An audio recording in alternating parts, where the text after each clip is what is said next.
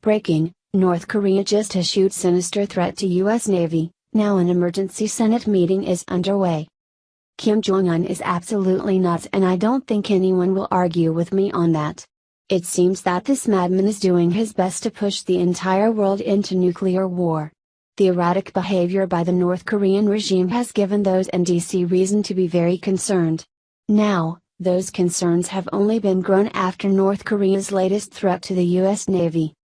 Yesterday, North Korea further escalated tensions with the United States. Instead of North Korea heeding President Trump's warnings to stand down, Kim Jong-un only upped the ante. According to a Reuters report, North Korea said that they would sink President Trump's armada if they felt threatened. Trump ordered that the USS Carl Vinson carrier strike group sail to the Korean peninsula in response to the growing tensions. Which seems pretty logical to me considering that Kim Jong-un has been letting off missiles into the Sea of Japan. Our revolutionary forces are combat ready to sink a U.S. nuclear-powered aircraft carrier with a single strike, the Rodong Sinmun, the newspaper of the North's ruling Workers' Party, said in a commentary. The paper likened the aircraft carrier to a gross animal and said a strike on it would be an actual example to show our military's force. The commentary was carried on page 3 of the newspaper, after a 2-page feature about leader Kim Jong-un inspecting a pig farm. After these threats were discovered, President Trump made an unprecedented move. He called the Senate to the White House to be briefed on the tensions. The briefing is so that all 100 members of the Senate are aware of the North Korean situation. According to Fox News, Secretary of State Rex Tillerson, Secretary of Defense Jim Mattis, Chairman of the Joint Chiefs of Staff General Joseph Dunford and Director of National Intelligence Dan Coats plan to provide the update to lawmakers. It is rare for the entire Senate to be invited to such a briefing.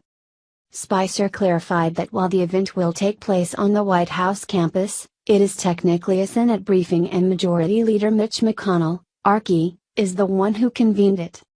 The briefing, first reported by Reuters, was confirmed after President Trump earlier spoke to the leaders of both China and Japan. Trump spoke by phone with Chinese President Xi Jinping and Japanese Prime Minister Shinzo Abe. Xi told Trump that China strongly opposed North Korea's nuclear weapons program and hoped all parties will exercise restraint and avoid aggravating the situation, according to Chinese broadcaster CCTV. Trump hopes China could increase pressure on its isolated ally instead of using military options or trying to overthrow Kim Jong-un's regime. Trump and Abe agreed to urge North Korea to refrain from provocative actions. Meanwhile, U.S. commercial satellite images indicated increased activity around North Korea's nuclear test site, while Kim has said that the country's preparation for an ICBM launch is in its final stage. South Korea's defense ministry has said the North appears ready to conduct such strategic provocations at any time. South Korean acting Prime Minister Hwang Kyo-ahn has instructed his military to strengthen its immediate response posture in case North Korea does something significant on the April 25th anniversary of its military. North Korea often marks significant dates by displaying military capability. President Trump spoke with President Xi Jinping and Japanese Prime Minister Shinzo Abe over the phone. China's president is completely against North Korea's weapons and hopes all parties will exercise restraint and avoid aggravating the situation, according to Chinese broadcaster CCTV. Well, no one is wanting to aggravate the situation, but how do you reason with a madman? Kim Jong-un is continually poking the bear and is the only one escalating the tensions. By Kim Jong-un threatening to blow up Trump's armada, what else can we do? This little crap stain is out of control, and it proves that President Trump's strong stance is the right way. These sorts of people only respect strength and resolve. If Trump backs off now, that will give Kim Jong-un more reason to cause problems with the world. I just hope that in this tense game of chicken, North Korea backs down first. What do you think about North Korea's response to Trump? Let us know in the comments below. Breaking, Trump just launched another airstrike, here's the top guy he just blew to smithereens. Muslim terrorists around the globe are finding dealing with the Trump presidency increasingly difficult to handle.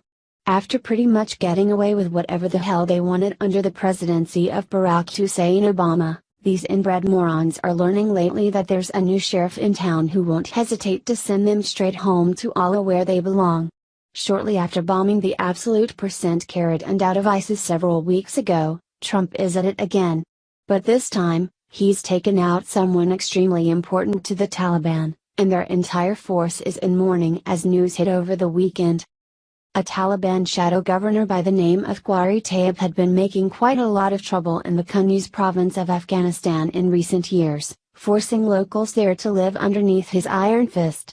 The Taliban's top official was responsible for the deaths of many Americans since 2011, where he used his compound to conduct terrorism operations through the large group of insurgents that he commanded. But despite being the Baghdadi jihadist in the area, his power would still not be able to save his life when badass American troops came calling. In a report just released, the Pentagon confirms that President Trump's latest airstrike devastated Taliban forces, taking out their commander Qari Tayyib in the process. The strike was part of ongoing efforts to deny Taliban freedom of movement in the area, the release added. The strike reportedly targeted a compound Tayyib owned and used for insurgents in the area. 8 additional Taliban fighters were killed in the strike. Qari Tayyib had been on our military's target for quite some time, but under Obama, Tayyib's death never came.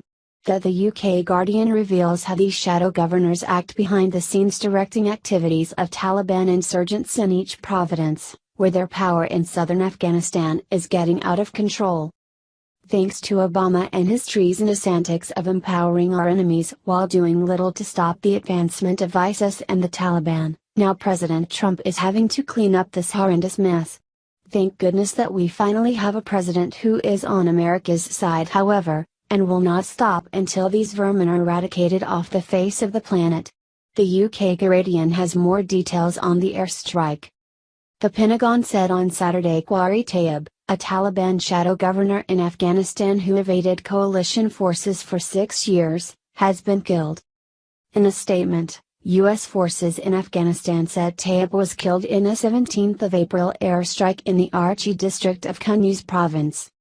The strike was part of ongoing efforts to deny Taliban freedom of movement in the area, the forces said, adding that the attack targeted a compound Tayyib owned and used for insurgents in the area. Tayyib, the military said, had been a target of interest since 2011 and was directly responsible for deaths of U.S. service members in Afghanistan. So-called shadow governors direct Taliban insurgents throughout Afghanistan's 34 provinces. They rule more directly in regions where Kabul lacks control, for instance in southern areas where the Taliban harvests and sells opium. The Taliban announced the deaths of 2 other shadow governors earlier this year, killed in separate strikes. 8 additional Taliban fighters were killed in the 17th of April strike, the Pentagon said, and no other casualties or damage were associated with this strike. On Friday, more than 100 Afghan soldiers were killed by about 10 Taliban militants who disguised themselves as army personnel and infiltrated a base in a northern province. Suicide attackers had hidden bombs in fake casts and medical equipment, according to one official. Others were armed with automatic rifles.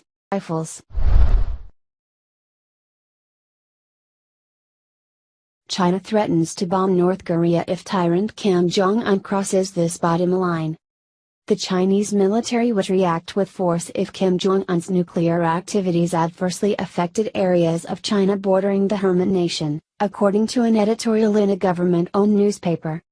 The article in the Communist Party-affiliated Global Times stressed the North's nuclear facilities must not put northeastern regions of China in danger. The editorial said, China has a bottom line that it will protect at all costs, that is, the security and stability of northeast China. If the bottom line is touched, China will employ all means available including the military means to strike back. By that time, it is not an issue of discussion whether China acquiesces in the U.S. blows, but the Chinese People's Liberation Army, PLA, will launch attacks on North Korean nuclear facilities on its own. The Chinese provinces of Liaoning and Jialing border the tiny nuclear-armed dictatorship. the infamous Punggye-ri nuclear site is located closer to the Chinese border than it is to the North's capital, Pyongyang. It added, if by any chance nuclear leakage or pollution incidents happen, the damage to Northeast China's environment will be catastrophic and irreversible. While the editorial is not representative of the views of the Chinese government, it comes amid heightened tensions and war fears on the Korean Peninsula. A U.S. Navy strike group was deployed towards the Korean Peninsula soon after the U.S. bombing of a Syrian airbase, which the North Korean government branded reckless and outrageous. And now, a fleet of U.S. allied Japanese vessels is reportedly heading towards North Korean waters as part of a military training exercise.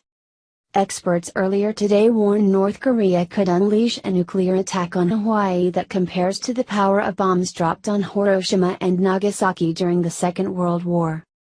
U.S. Pacific Command are worried the island of Oahu is a strategic and symbolic target